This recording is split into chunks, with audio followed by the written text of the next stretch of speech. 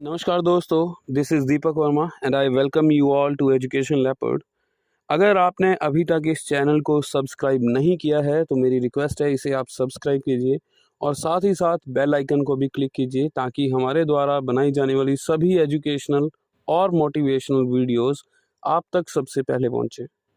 दोस्तों, आज हम बात करने वाले हैं क्लास 9 CBSE बी हाइव जो बुक है, इसका चैप्टर है अ ट्रूली ब्यूटीफुल माइंड। बहुत ही बेहतरीन चैप्टर है a truly beautiful mind because सदी के सबसे महान साइंटिस्ट मैं कहूँगा एल्बर्ट आइंस्टाइन, इनकी लाइफ के ऊपर ये चैप्टर है कि मैं कहूँगा एक छोटी सी बायोग्राफी दिखाई गई है हमें इस चैप्टर के अंदर।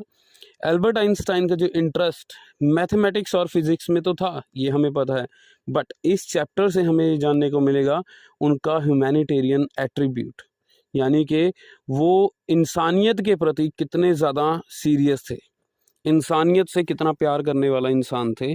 इसके बारे में हमें इस चैप्टर में पता चलने वाला है। तो चलिए दोस्तों, इस चैप्टर की शुरुआत करते हैं।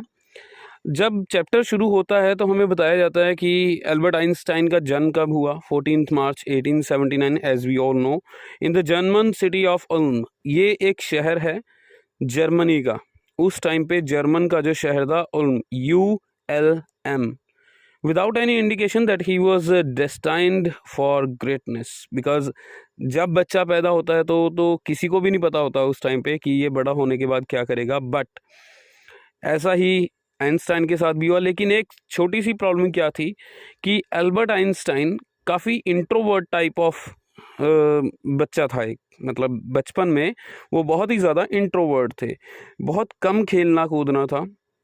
बट धीरे धीरे जैसे जैसे एज बढ़ती गई, एक्सीलेंस कहते हैं कि एक्सीलेंस अपने आप आ जाती है।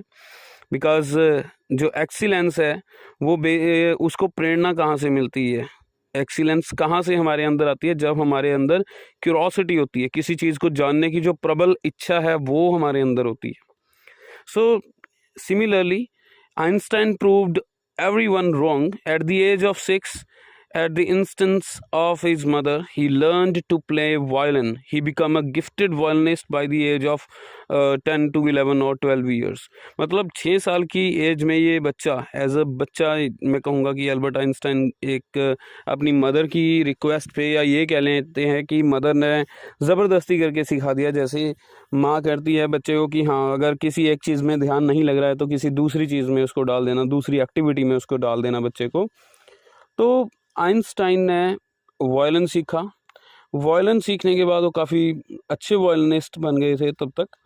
नाउ उनके जो प्लेमेट्स थे, they use to call him brother boring. जैसा कि मैंने आपको बताया कि वो क्या थे, थोड़े इंट्रोवर्ट टाइप के थे बचपन में, और हमेशा अपने आप में, कहते हैं ना, एक अपने आप में खोए रहना। तो ही रिमेन्ड टू हिमसेल्फ हमेशा। He did not play and talk to any friend. वो ज़्यादा बात नहीं करते थे क्लास में भी। तो उनके जो प्लेमेट्स थे, यानी कि जो उनके क्लासमेट्स थे या प्लेमेट्स थे, जो भी उनके दोस्त थे छोटे थोड़े बहुत, तो उनको क्या कहते थे, ब्रदर बोरिंग। ये चैप्टर में हमें बताया गया है।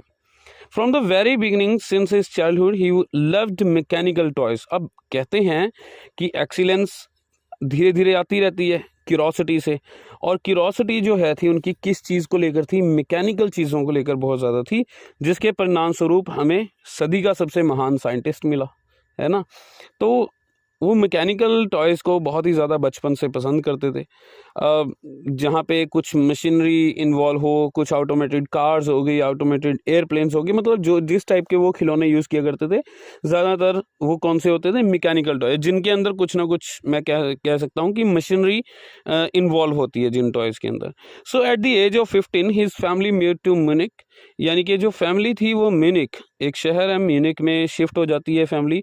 ही did not feel comfortable with the strict discipline at the school and left it for his on good. अब होता क्या है, एल्बर्ट आइंस्टाइन का एक एजुकेशन के प्रति जो उनका विचार था, यानी कि जो उनकी ideology, that was somehow different from others.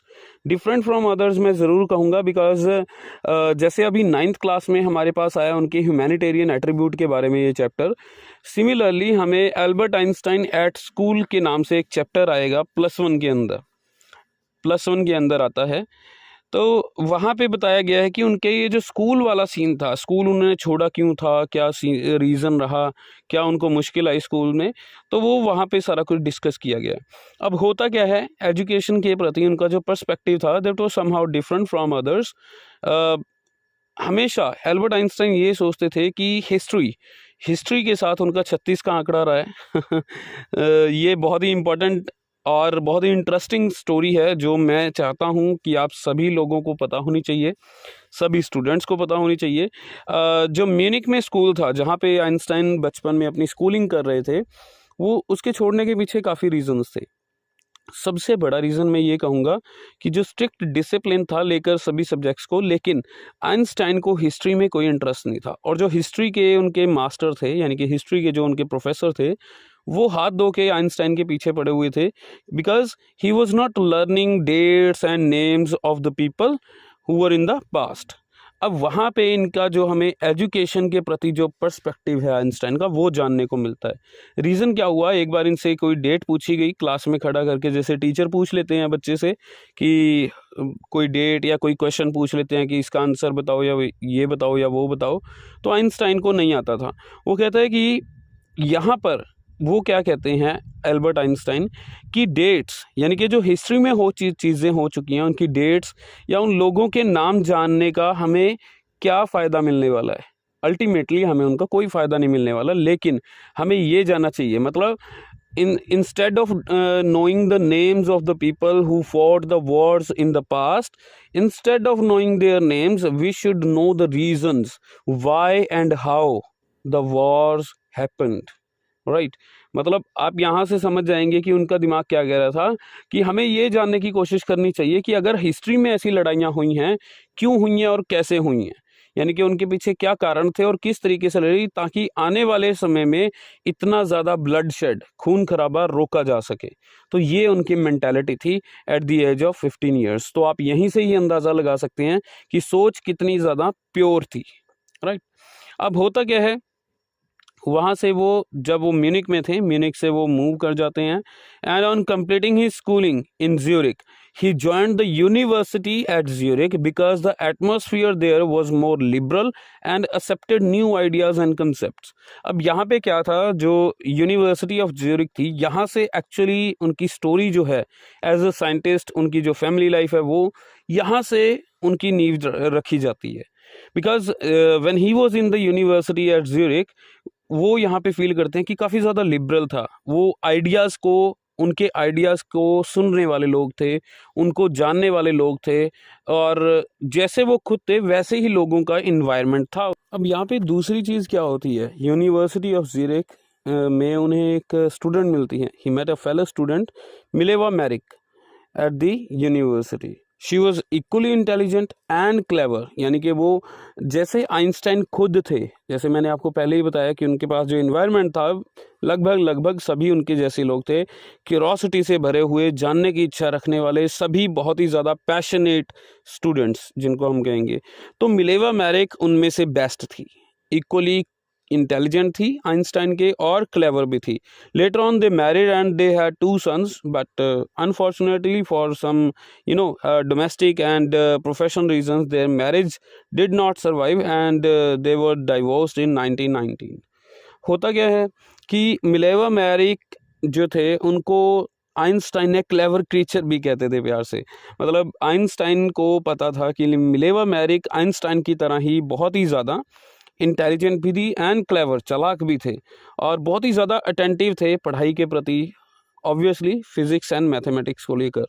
सो इनकी शादी होती है, शादी अनफॉर्चुनेटली ज़्यादा देर नहीं टिक पाई, 2 बच्चे हुए, लेकिन इनका डाइवोर्स हो जाता है 1919 में। Now after completing his education, Albert Einstein worked as a technical expert in the patent office at Bern. At Bern मतलब एक जगह है ये बर्न, और यहाँ पे एक टेक्निकल एक्सपर्ट के तौर पर इन्होंने काम किया एक पेटेंट ऑफिस में। Here he worked secretly on his idea of relativity. Secretly मैंने यहाँ पे क्यों कहा है, क्योंकि जितना टाइम उनको बचता था तो वो अपने साइंटिफिक काम में दोबारा लग जाते थे, राइट, अपनी रिसर्च वगैरह में दोबारा लग जाया करते थे। तो in 1915 he published his paper on the special theory of relativity, जिसकी वजह से हमें अल्टीमेटली क्या मिला, E is equal to mc² का जो फॉर्मूला है, वर्ल्ड फेमस इक्वेशन है ये, राइट।